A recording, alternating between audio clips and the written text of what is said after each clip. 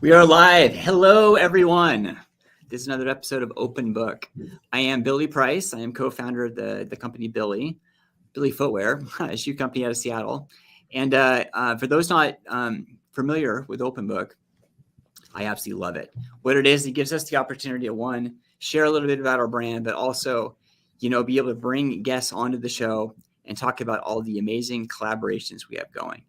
And I am so excited for this one this week because we have Marlene on the screen today. She heads up she was the founder of Mad Kicks, and I'll let her kind of explain and stuff like that. But we are just so excited to be able to partner with Mad Kicks because they are doing big, big things. So Marlene, welcome to Open Book. Hi, thank you. So Mad Kicks is an organization after my daughter Madison. That's where I get the Mad from, and the Kicks is just from the old. Now I'm showing my age, but the old '90s term, like you got some Mad Kicks there, which means you have cool shoes. So my daughter Madison is 4. She has cerebral palsy. It mostly just affects her legs and her ability to walk. Her mind is pretty intact. Her motor skills work very well, and she can speak very well, which is a little bit unusual in the cerebral palsy world. So we are very blessed by that. I came up with Mad Kicks because she receives therapy at Children's Hospital, and it's a place called the Perlman Center, and it's a center for children that have cerebral palsy or related disorders. And they are under the age of 5 usually, or just they have to leave the facility once they reach kindergarten. So it's very young children. And we've been there for about 2.5 years now. My daughter will be there for another year until she starts kindergarten next year. And how I came up with Mad Kicks is that I actually have a day job where I was working in the lobby while I was waiting for her twice a week for 2.5 hours. And I would hear families coming in struggling, scared. Their parent or their children were just diagnosed with cerebral palsy. I was one of them. I was terrified. I knew nothing about it. A lot of them, their children are so impaired. They're in wheelchairs. The parents can't work, or they come from a single family household, or a lot of them are in foster care or group homes as well. So then what I came up with is that I was struggling with buying shoes for my daughter. I had no idea what to buy. And then I started to think, well, what if everyone had shoes? So what if I gave everyone at Perlman Center shoes? So I talked to one of her therapists, and she was completely on board. And then I started my nonprofit, which is a 501c3. A friend helped me with that helped with some of the legal paperwork. I have a board now of some of my best friends and my sister-in-law. And we give out shoes to all the kids at Perlman. There's about 150 on average. We also started a Mad Kicks store, as I like to call it, where any new patients that are not around for the donation can go and shop the store immediately after they get braces. It's just basically a closet in the facility, and they can shop just like, any kid would love to do. They look at what shoes they want. They can pick out a pair of socks. They also get a goodie bag with a coloring book with children in wheelchairs and crutches and things like that, and disability stickers. And there's also crayons to help the kids have motor problems that are triangular crayons. So that really helps them to, parents that are new to the cerebral palsy world can figure out all this just from the goodie bag, that what's great for their kids. And it gives them a head start on what kind of shoes to buy them in the future. When they do leave Perlman, they should have a pretty good idea. Most of our shoes are Billy shoes. We thank Billy for that, because without him, we probably couldn't do our donation, because he helps us out a lot with that. And it's also, I would just like to say, it's not just for the children, it's for the parents too, because it was so scary for me and my husband when we found out that Madison had cerebral palsy. And just to be handed a pair of shoes and socks and say, here, this is what you need to have your child wearing. This is the socks she can wear in the summer. She can wear shorts and skirts and everything, just like the other little girls.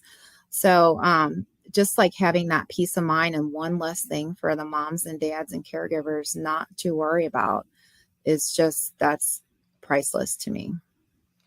And that's Oh my gosh, That's an amazing nutshell. There's a lot there. And I mean, there's so much I would just love to unpack because there were so many elements that you touched on that just really resonated with inside me. And I mean, and I'm trying to think in my head which way to go right now. But I think I would start just kind of this where your comment there just kind of left off was just like parents just not knowing where to go. And I can remember, like, for example, like I have a spinal cord injury. I broke my neck when I was a teenager, and just being in the hospital, and I found myself on this life trajectory that I was completely unprepared for. I had no identification of what the future would look like, let alone what the now looked like. And Mhm. it wasn't just difficult for myself, it was also difficult for everyone around me, as well as my family. So, like, with that in mind, when you're talking about, your daughter having cerebral palsy, being in that moment of finding out the news, trying to, digest that information and understanding like what's next. But then also there's so many other families out there that are having that same experience. Mhm. Like one just happening like in that news right now, but also what the future timeline looks like.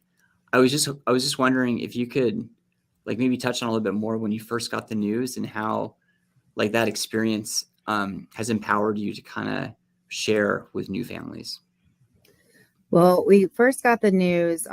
She wasn't walking yet, and she was almost 2, and her legs were also a little bit bent, kind of like this. I'm trying to do it on camera backwards, kind of like this.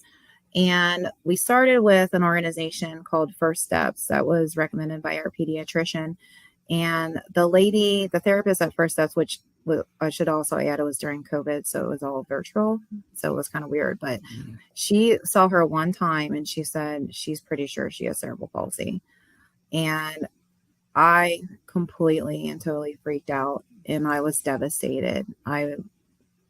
We were about to leave for vacation. We were about to go to Cedar Point with our family. And I remember worrying about it the whole time we were on vacation and looking up stuff and seeing all this information. And it was completely freaking me out. I was worried that she was going to die early. I was worried that she was going to have I was reading about seizures and bowel problems and all kinds of stuff.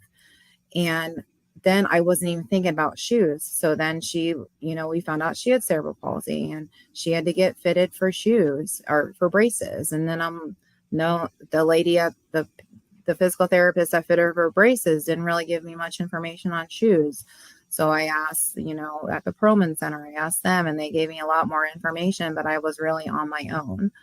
So it was a very scary time. The last thing I wanted to worry about is shoes, and let alone, I didn't care what shoes they were, but I know she was scared and, she wants cute shoes. She's a girly girl. And, I'm just getting these used shoes at Perlman. And I think all these kids going through this, how doesn't matter how young they are, they still feel something different. And they need to have girly, sparkly pink shoes and cute little flamingo socks and to go with their cute ice cream braces for their legs. And, I don't think any child should suffer just because their parents can't work for whatever reason. Like I said earlier, a lot of them can't work because they have to take care of their children and it's a full-time job. And I am lucky there where I do not have to do that. But I cannot imagine a child not getting a pair of shoes just because their parents can't afford it. They deserve it. It's so important to have a good pair of shoes with their AFOs. A lot of kids cannot learn to walk without the good pair of shoes, and they do not need to have used shoes. I'm a big runner, so I know when I wear down my shoes after a half marathon that I need to buy new shoes. So these kids are not even getting new shoes. Some of them are tight, some of the bottoms are worn out, and they cannot even begin their journey of walking without these good pairs of shoes. And a lot of them, most of the ones we use are Billy shoes. They're a great pair of shoes and they're super cute. Even the boy ones, I'm biased because I have a son, but my daughter is so girly.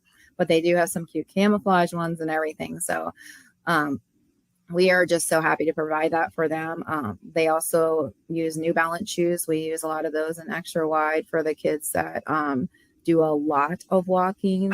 They usually get a couple pairs of shoes. So yeah, that's in the Hmm.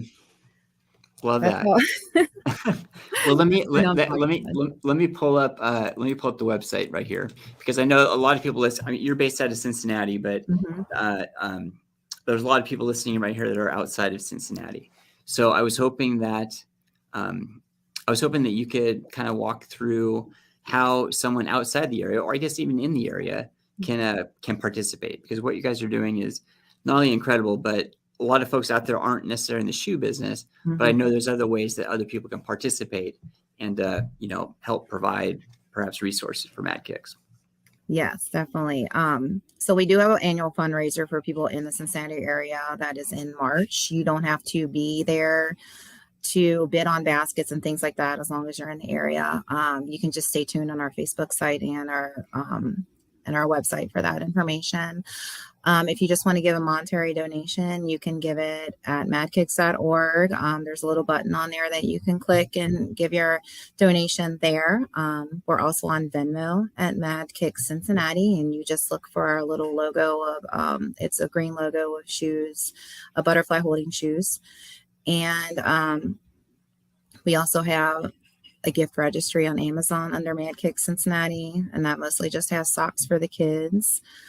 And it would be great if anyone could ever give us any money. Even $20 will help buy shoes. On average, it costs around $50 to give a kid with braces, shoes, and socks. All wheelchair bound kids also get shoes, and that's around $25, $30, depending on the great deal I can get. And so any type of monetary donation would be great. And And I know you have the Facebook page too. Yes, the Facebook page, but you can't actually give on there. But you can definitely follow that for our March fundraiser. And it also, there is a scan code on there for Venmo as well, and Zelle, actually, now that I think about it. So if you wanted to give that way, that was also a great way to give. So it's such a joy for us to be able to, what we've done in the past is the matching gift cards. And I'm trying to remember, because we've been doing this a couple of times now. I'm trying to remember how we landed on your radar. I actually contacted you. I knew about Billy Shoes. It was a popular shoe at the Perlman Center. So I reached out to you to see if you would, at least, I was just kind of asking for you to give us a couple pairs of shoes. But now that you match our donations, it's a huge help to us. And I hope it's a good help to your business too, because parents are finding out about you. I hope it boost your business a little bit, at least in the Cincinnati area, because a lot of parents might not know about Billy Shoes. It's been awesome. I mean, so our business in general, I mean, it's interesting because it started out of my parents' basement for a single pair of shoes for myself. And now just through the years, we're over 1 million pairs of shoes right now, which just absolutely blows my mind. Crazy. But so much of that has been from word of mouth and building relationships. So when you reached out, hearing about the brand, and then for us to be able to help contribute, it just really feels that whole like collaborative grassroots, trying to make the world a better place kind of attitude. So it was such a joy when you first reached out, and it's such an honor for us to be able to partner with you. Yeah. And we are very thankful for you too. I mean, we honestly, I don't even know how we could have done it. I think because of your help, we actually opened an extra location at the Perlman Center. There's 2 locations at the main Cincinnati hospital and then Mason, Ohio. So we were able to open a Mason, Ohio location, and they're already handing out shoes to kids that are newly diagnosed. And I every time I chat with a therapist, they say, "Oh, I gave a pair of Billy shoes to this person," and they were so excited, and the mom was so thankful. So without your help, I'm pretty certain we couldn't have opened that Mason location. So kids are thriving every day because of those Mad Kicks stores. You know, when you were sitting there and you had the vision of trying to provide shoes, did you have a vision of how big of a movement that could turn into? And if you did, how big is that move? I mean, I don't know. I mean, obviously the sky's got to be the limit, but at the same time, did you have like a vision of where you really want to go with this thing? Well, I had a couple physical therapy units that are not associated with Perlman, but they are with Children's Hospital, reach out to me asking for help. So I've actually had to put some of those on hold because we are low on funds right now. But I would love if I could get some more grants or some more donations. I would love to be able to open those physical therapy stores that for kids that are not eligible for Perlman. You would have to have at least 3 issues to be in the Perlman Center. So a lot of kids are not eligible. You would have to have motor skill issues, speech issues, and issues with walking. So Madison has a little bit of motor skill issues in her hands, but nothing that would really be definitive, I guess. But and then her walking issues. But some of those kids, if they only have one thing, they cannot get into Perlman Center. So they have to rely on the physical therapy units at Children's Hospital. So my dream would be to open up Mad Kick stores at each of those locations and fund those. It is a big dream because there is a lot of them. There's probably at least 10, 15 different physical therapy locations in the Cincinnati area.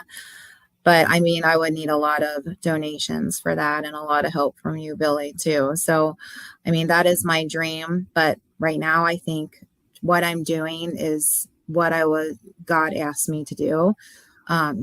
So I'm trying not to cry. The reason I think that I have Madison, God gave me her so I can help others.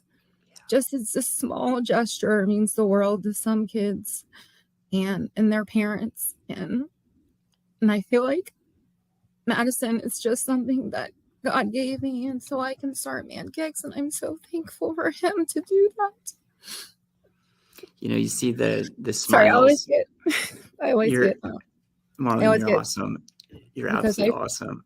Yeah, so I just hoping a little bit, just the amount that I can keep going right now for the Mason and the main hospital locations is all I really need right now. But I mean, if I can help others, God willing, if I can have the money to help them, and I mean, me and my team will definitely be there to help.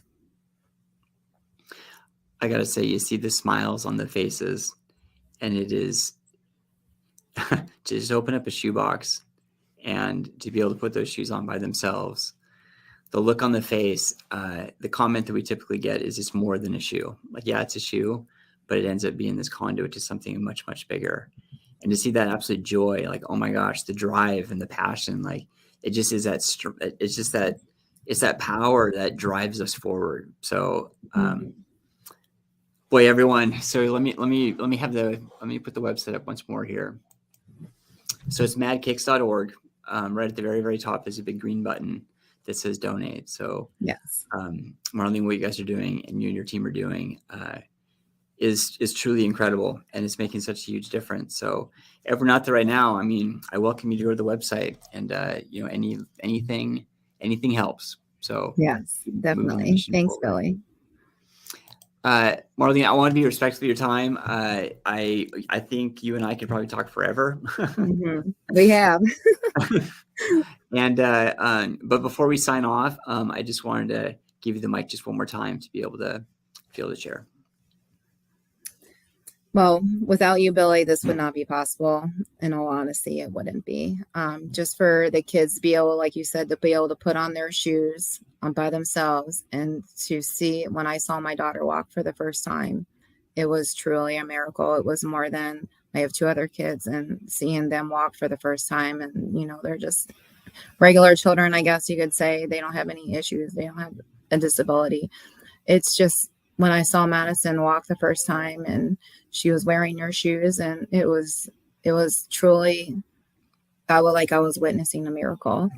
And I'm sure every mom and dad and caregiver feels the same way when they see their kids reach these milestones, that they have cerebral palsy. It's the most beautiful thing you'll ever see. So we thank you for helping us, Billy, with that. You're making miracles every day, and you don't even realize that with your shoes. I mean, it helps kids. And one day I'm hoping Madison will be able to put on her own shoes too, with your help. I mean, that's just truly amazing. It's just hard to take stuff for granted, but I mean, it is truly a miracle. Your daughter has a very intoxicating smile. She's very Yes. photogenic. Every time I see a Yeah. picture, it's like, oh my gosh. Yeah. She's very shy, but she's very shy, but you meet her in person, she's very shy. But yes, she's very beautiful, very photogenic child. But I am biased, of course. Oh, Marlene, well, thank you again for your time today. Thank you for sharing. Thanks for having me. Oh, it was our pleasure. Yes. Everyone else, this was another episode of Open Book. I hope you enjoyed it. And we'll have another one again real soon. So until then,